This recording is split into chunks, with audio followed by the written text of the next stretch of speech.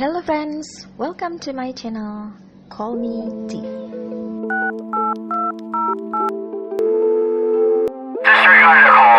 Sebelumnya perkenalkan, nama saya adalah D dan channel ini akan membahas tentang kasus kriminal nyata dan juga cerita horor.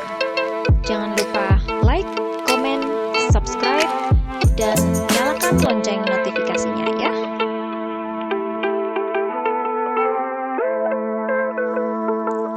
The Sakakibara Seito and the Kobe Child Murder Case.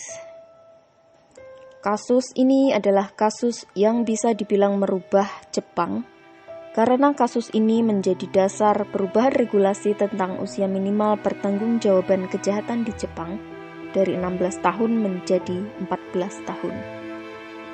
Seorang anak 14 tahun melakukan sebuah kejahatan besar, yaitu pembunuhan berantai. Suma, Kobe, Jepang. Shinichiro Azuma alias Seito Sakakibara, 14 tahun, dikenal sebagai Boy A. Dalam video kali ini kita sebut saja dia sebagai Seito Sakakibara atau Boy A. Lahir pada tanggal 7 Juli 1982, Seito Sakakibara tumbuh dalam lingkungan yang normal dan keluarga yang utuh. Ia tinggal bersama ayah, ibu, 2 saudara laki-laki, 1 nenek, dan seekor anjing. Akan tetapi, ada yang salah dengan cara berpikirnya dan caranya memandang dunia. Ia tumbuh menjadi anak yang introvert, hidup dalam dunianya sendiri, kesulitan berkomunikasi dengan orang lain, menarik diri dari lingkungan, dan suka menyakiti binatang. Sakakibara sangat menyayangi neneknya. Sejak neneknya meninggal, ia mulai mempertanyakan apa itu hidup dan mati, terutama apa itu kematian. Ia mulai menyadari bahwa manusia tidak memiliki kontrol akan kematian.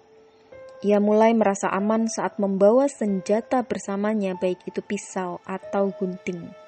Sakakibara menulis dalam jurnalnya, "Aku merasa lebih baik saat aku memegang pisau atau gunting yang diputar seperti pistol." Begitu menyayangi neneknya, Sakakibara menulis tentang neneknya dalam jurnal, "Aku hanya memiliki sebuah foto masa kecilku. Aku buang semua tapi tak bisa untuk yang satu ini." Nenekku mengenakan kimono hitam, duduk di kursi pijatnya. Beliau menaruh tangan kirinya di dadaku dan dengan lembut menaruh tanganku di paha sehingga aku tidak jatuh dari pangkuannya. Dan beberapa kalimat lain dalam jurnal yang menggambarkan Sakakibara merasa dicintai oleh neneknya apapun yang ia lakukan atau tak lakukan.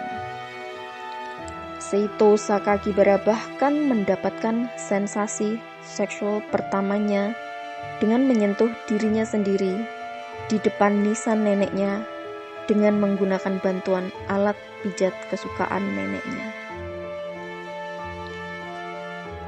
Kemudian setelah anjingnya juga meninggal, kondisi mental Sakakibara bertambah parah.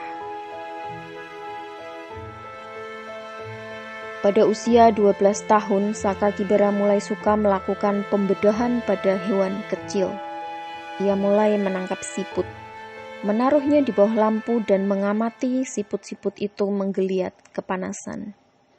Bahkan menyayat siput-siput tersebut untuk mengamati seperti apa kondisi siput setelah terpotong.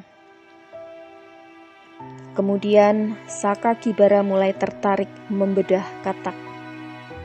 Ia temukan hal yang menarik. Ia perhatikan tidak seperti siput, katak akan berusaha melawan saat dibedah, dan organ katak lebih mirip dengan organ manusia. Sakakibara bahkan melindas katak-katak yang dijejer dengan menggunakan sepedanya. Hewan lain yang menjadi bahan percobaannya adalah burung dan kucing.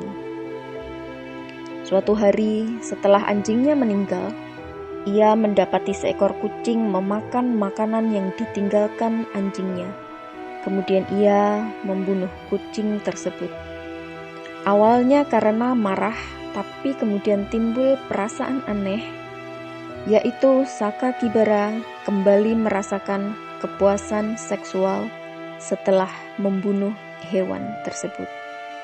Kemudian setelah itu, sensasi tersebut dan membunuh ia asosiasikan bersama di dalam otaknya. Merasa manusia tidak memiliki kontrol akan hidup dan mati, setelah membunuh kucing tersebut ia mulai sedikit merasakan memiliki kontrol akan kematian.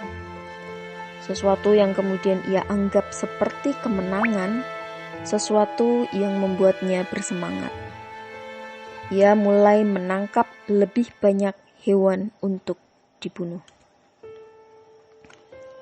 Sakakibara menulis dalam jurnalnya, "Ketika aku naik ke sekolah menengah pertama, aku sudah mulai bosan membunuh kucing.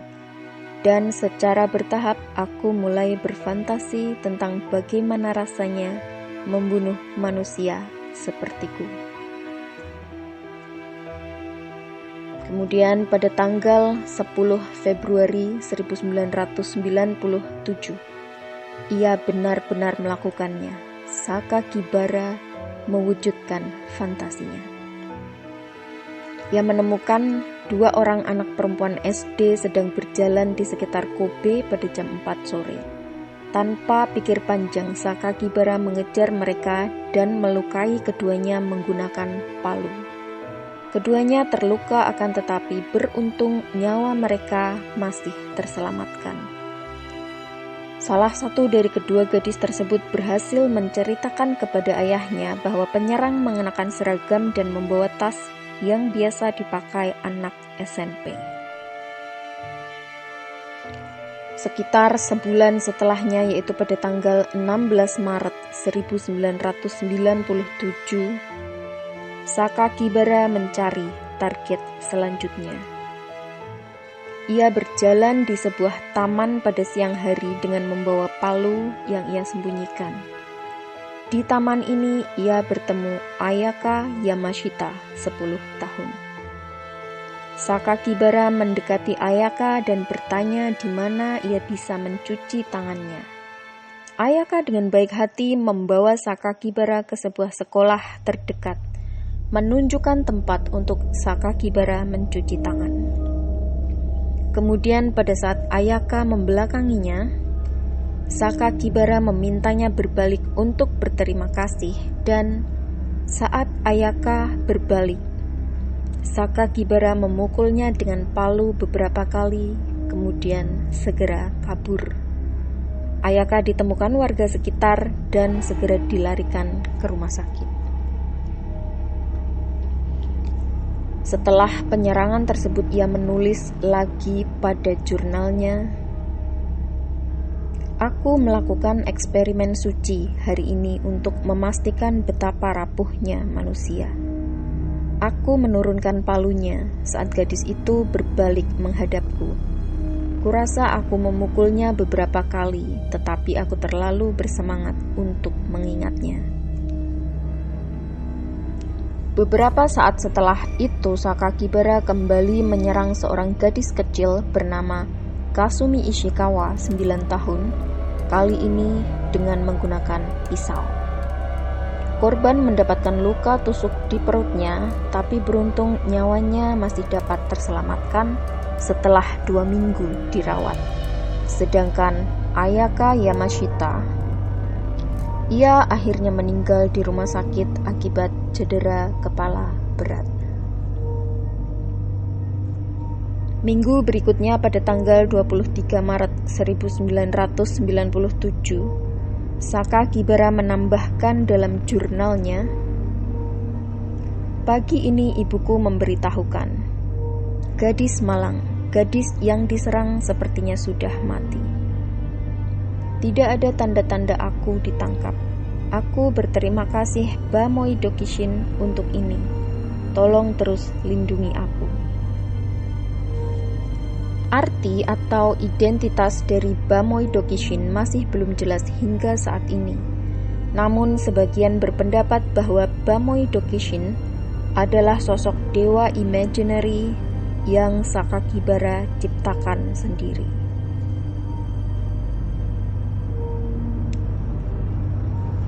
Pada tanggal 27 Mei 1997, kepala manusia, tepatnya kepala seorang anak laki-laki bernama Jun Hase 11 tahun, ditemukan di gerbang sekolah Tainohata Elementary School beberapa jam sebelum sekolah dimulai.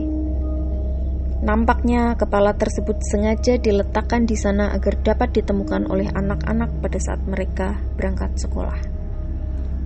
Kepala itu dipotong dengan menggunakan gergaji tangan dengan kondisi wajah yang sudah rusak.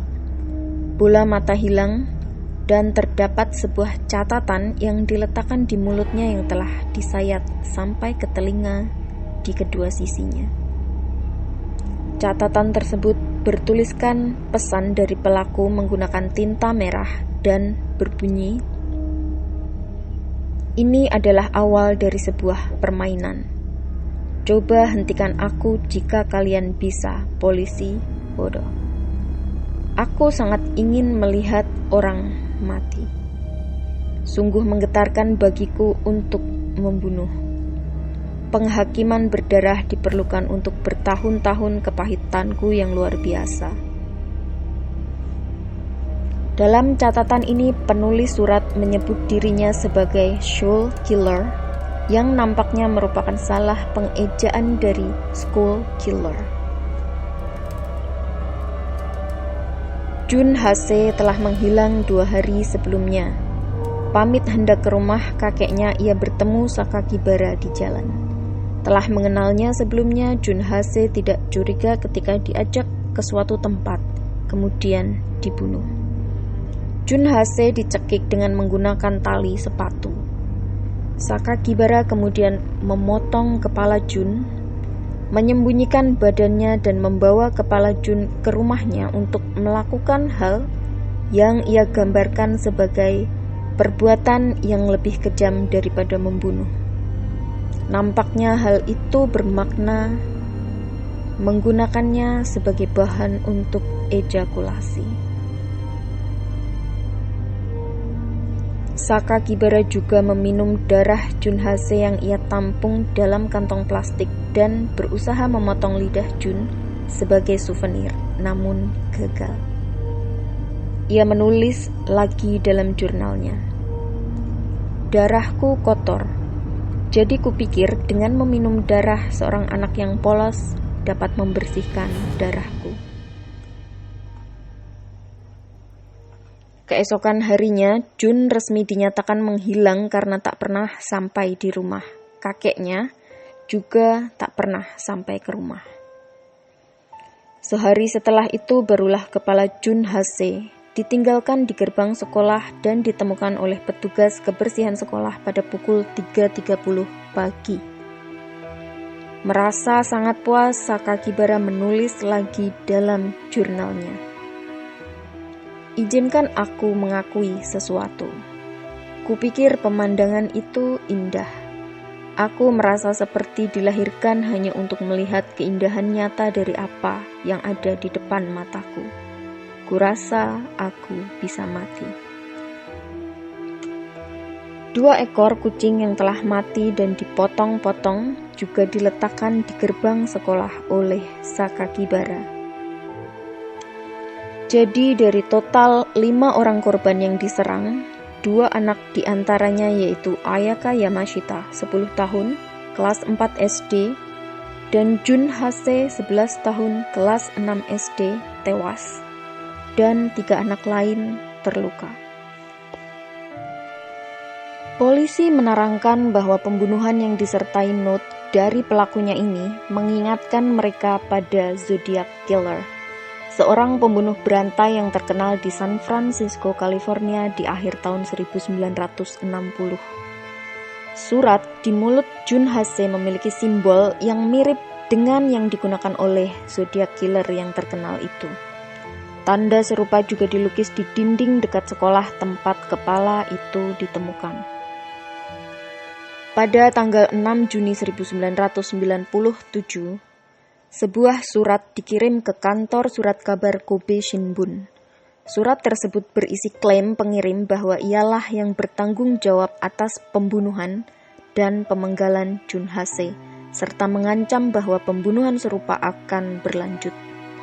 Surat kedua ini dikirim dalam amplop coklat tertanggal kirim 3 Juni 1997 tanpa alamat pengembalian. Surat tersebut berisi 3 halaman 1400 kata, juga bertinta merah, dan di dalamnya terdapat 6 karakter nama yang bisa dibaca sebagai Seito Sakakibara.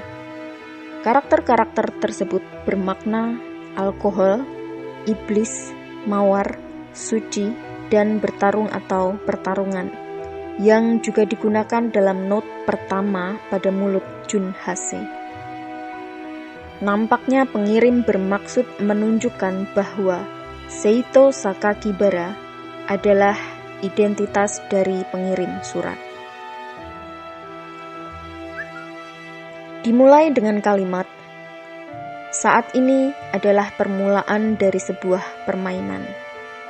Aku mempertaruhkan hidupku demi permainan ini. Jika aku tertangkap, aku mungkin akan digantung. Polisi seharusnya lebih marah dan lebih gigih dalam mengejarku. Hanya ketika aku membunuh, aku merasa terbebas dari kebencian yang terus-menerus aku derita, dan aku mampu mencapai kedamaian. Hanya ketika aku memberikan rasa sakit kepada orang lain, aku dapat meringankan rasa sakitku sendiri." Surat itu juga berisi kecaman terhadap sistem pendidikan Jepang kala itu. Sakakibara menyebut, "Wajib belajar yang membentukku, manusia yang tak terlihat." Media Jepang salah mengeja nama Sakakibara menjadi Onibara pada saat melaporkan tentang kasus ini. Hal ini membuat Sakakibara marah dan mengirimkan lagi surat yang berbunyi, "Mulai sekarang, jika kalian salah membaca namaku atau merusak suasana hatiku, aku akan membunuh 3 orang seminggu. Jika kalian pikir aku hanya bisa membunuh anak-anak, kalian salah besar." Kepolisian Kobe mengerahkan 500 investigator dan para orang tua berjaga dengan selalu mengantar putra-putri mereka berangkat maupun pulang sekolah untuk meningkatkan keamanan putra-putri mereka akibat berbagai insiden penyerangan anak yang akhir-akhir ini terjadi. Sampai akhirnya pada tanggal 28 Juni 1997, seorang anak 14 tahun bernama Shinichiro Azuma yang dipercaya adalah Seito Sakakibara ditangkap sebagai tersangka pembunuhan terhadap Jun Hase. Penangkapannya terbilang mudah mengingat sifat kejamnya pada binatang bukanlah rahasia. Hukum di Jepang melindungi pelaku kejahatan di bawah umur, menyembunyikan identitas anak tersebut dan menyebutnya sebagai Boy E.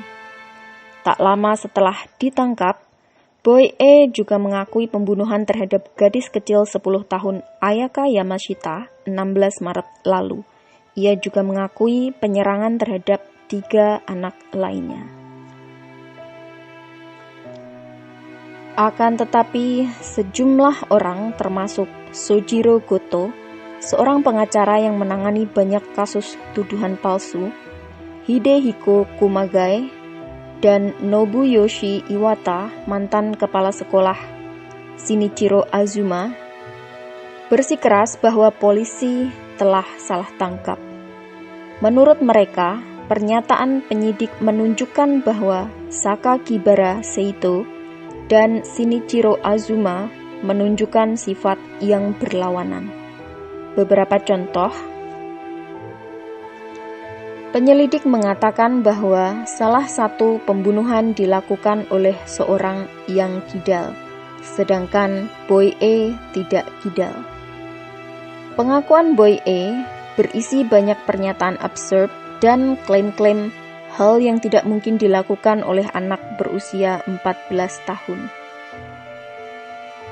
Boy E adalah anak yang tidak begitu pintar, namun not-not yang Sakakibara kirim berisi banyak kiasan dan perumpamaan yang rumit. Namun pada tahun 2002, ibu Boy E mengunjunginya di penjara dan bertanya apakah ia benar-benar melakukan kejahatan tersebut, dan Boy E mengakuinya dengan tegas.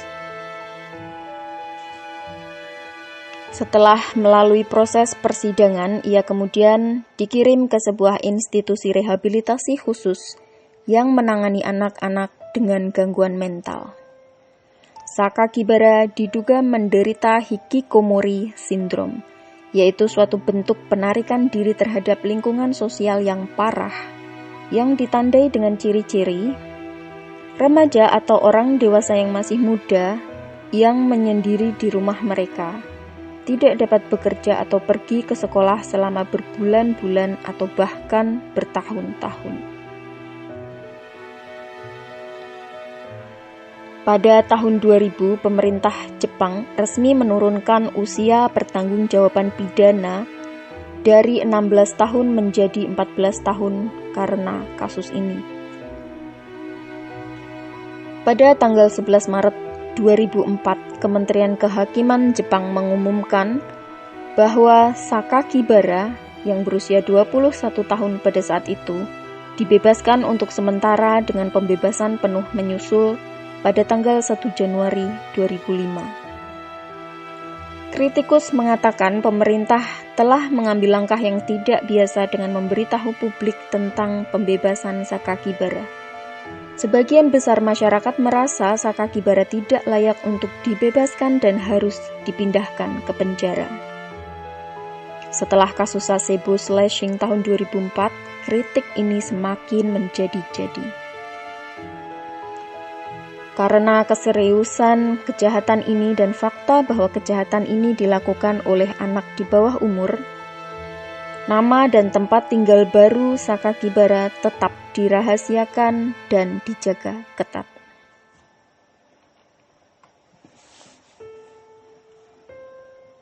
Setelah bebas pada tanggal 10 Juni 2015, Sakakibara yang saat itu berusia 32 tahun, merilis sebuah autobiografi berjudul Zeka melalui penerbit Ohta, tanpa meminta izin terlebih dahulu kepada keluarga korban.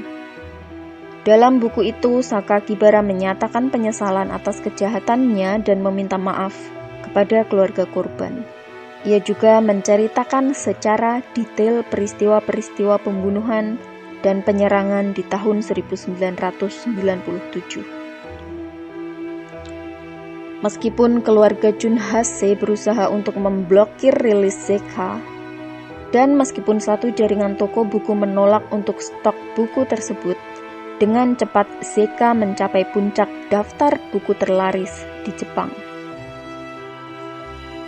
Pada bagian epilog, selain Sakakibara menyampaikan penyesalan dan permintaan maaf atas segala tindakan yang ia lakukan kepada keluarga korban, ia juga menyebutkan, "Aku tidak bisa tetap bungkam akan masa laluku.